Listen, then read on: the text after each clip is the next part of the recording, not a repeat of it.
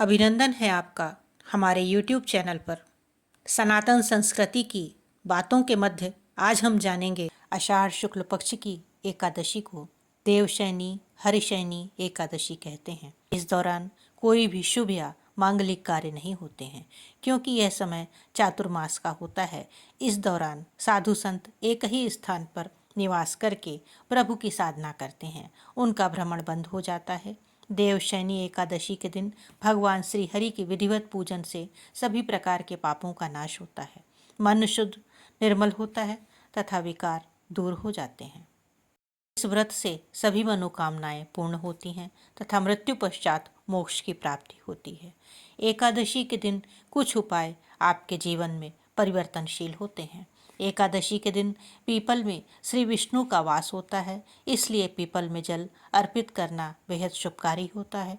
भगवान विष्णु को शयन कराने के पूर्व खीर, पीले फल और पीले रंगी मिठाई का भोग लगाना अत्यंत कल्याणकारी होता है। यदि धन लाभ की इच्छा है तो श्री हरि विष्णु के साथ ही माता लक्ष्मी की भी पूजा करनी चाहिए।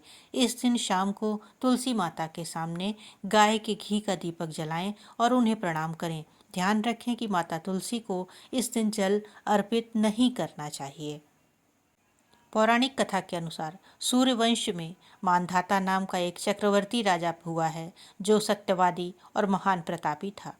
वह अपनी प्रजा का पुत्र की भांति पालन किया करता था। उसकी सारी प्रजा धन धान्य से भरपूर और सुखी थी। उसके राज्य में कभी अकाल नहीं पड़ता था। एक समय उस राजा के राज्य में 3 वर्ष तक वर्षा नहीं हुई और अकाल पड़ गया। प्रजा अन्न की कमी के कारण अत्यंत दुखी हो गई। अन्न के न होने से राज्य में यज्ञ आदि भी बंद हो गए। एक दिन प्रजा राजा के पास जाकर कहने लगी कि हे राजा, सारी प्रजा त्राहि त्राहि पुकार रही है, क्योंकि समस्त विश्व की सृष्टि का कारण वर्षा है। वर्षा के अभाव से अकाल पड़ गया है और अकाल से प्रजा मर रही है। इसलिए हे राजन, कोई ऐसा उपाय बताओ जिससे प्रजा का कष्ट दूर हो। राजा मानधाता कहने लगे कि आप लोग ठीक कह रहे हैं। वर्षा से ही अन्न उत्पन्न होता है और आप लोग वर्षा ना होने से अत्यंत दुखी हो गए हैं। मैं आप लोगों के दुखों को समझता हूँ। ऐसा कहकर राजा कुछ सेना साथ लेकर वन की तरफ चल दिया। वह अनेक ऋषियों के आश्रम में भ्रमण करता हुआ अंत में ब्रह्मा जी के पुत्र अंगिरा ऋषि के आश्रम में पहुंचा। वहां राजा ने घोड़े से उतरकर अंगिरा ऋषि को प्रणाम किया। मुनि ने राजा को आशीर्वाद देकर कुशल क्षेम के पश्चात उनसे आश्रम में आने का कारण पूछा। राजा ने हाथ जोड़कर विनीत भाव से कहा कि हे भगवान, सब प्रकार से धर्म पालन करने पर भी मेरे राज्य में अकाल पड़ गया है। इससे प्रजा अत्यंत दुखी है। राजा के पापों के प्रभाव से ही प्रजा को कष्ट होता है। ऐसा शास्त्रों में कहा है। जब मैं धर्मानुसार राज्य करता हूँ तो मेरे राज्य में अकाल कैसे पड़ गया, इसके कारण का पता मुझको अभी तक नहीं चल सका। अब मैं आपके पास इस संदेह से निवृत्त होने के लिए आया हूँ। कृपा करके मेरे इस संदेह को दूर कीजिए, साथ ही प्रजा के कष्ट को दूर करने का कोई उपाय बताइए। इतनी बात सुनकर ऋषि कहने लगे कि हे राजन, यह सतयुग सब युगों में उत्तम है। इसमें धर्म के चारों चरण सम्मिलित हैं, अर्थात इस युग में धर्म की सबसे अधिक उन्नति है। लोग ब्रह्मा की उपासना करते हैं और केवल ब्राह्मणों को ही वेद पढ़ने का अधिकार है। ब्राह्मण ही तपस्या करने का अधिकार रख सकते हैं, परंतु आपके राज्य में एक शूद्र तपस्या कर रहा है। इसी दोष के कारण आपके राज्य में वर्षा नहीं हो रही है। इसलिए यदि आप प्रजा का भला चाहते हो तो उस शूद्र का वध कर दो। इस पर राजा कहने लगा कि महाराज, मैं उस निरपराध तपस्या करने वाले शूद्र को किस तरह मार सकता हूँ? आप इस दोष से छूटने का कोई दूसरा उपाय बतलाइए। तब ऋषि कहने लगे कि हे राजन, यदि तुम अन्य उपाय जानना चाहते हो तो सुनो। आषाढ़ मास के शुक्ल पक्ष की पद्मा या हरिशयनी नाम की एकादशी का विधि पूर्वक व्रत करो।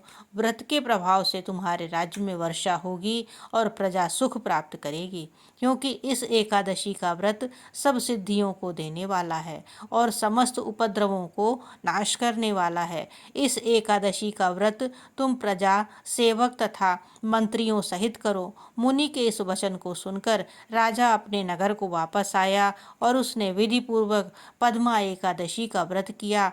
उस व्रत के प्रभाव से वर्षा हुई और प्रजा को सुख पहुंचा। अतः इस मास की एकादशी का व्रत सब मनुष्यों को करना चाहिए।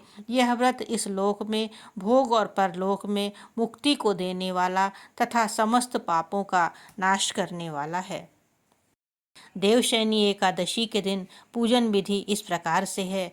एकादशी के दिन सूर्योदय से पहले जागकर दैनिक कार्यों से निवृत्त होकर स्नान करके साफ सुथरे वस्त्र धारण करें।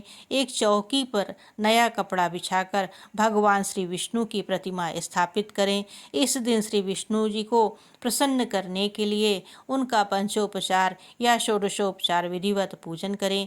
भगवान विष्णु को पीला रंग अधिक प्रिय है, अतः पूजन के समय उन्हें पीले रंग के पुष्प अवश्य चढ़ाएं। विष्णु भगवान की पूजा करते समय धूप दीप जलाएं। श्री विष्णु की कथा का वाचन करें। पूजा के बाद विष्णु जी और लक्ष्मी जी की आरती करें। पूजन के उपरांत पीले रंग की मिठाई अथवा पीले फलों का भोग अवश्य लगाएं। श्री विष्णु का निवास पीपल और केले के वृक्ष में भी माना जाता है, अतः इन पेड़ों की पूजा अवश्य करें और जल भी चढ़ाएं। श्री विष्णु सहस्त्र नाम का पाठ करना कल्याणकारी एवं मंगलकारी होता है। इसी के साथ हम आपसे आज विदा लेते हैं और आगे भी इस तरह की पौराणिक एवं धार्मिक कथाओं को सुनने के लिए चैनल को लाइक एवं सब्सक्राइब अवश्य करें।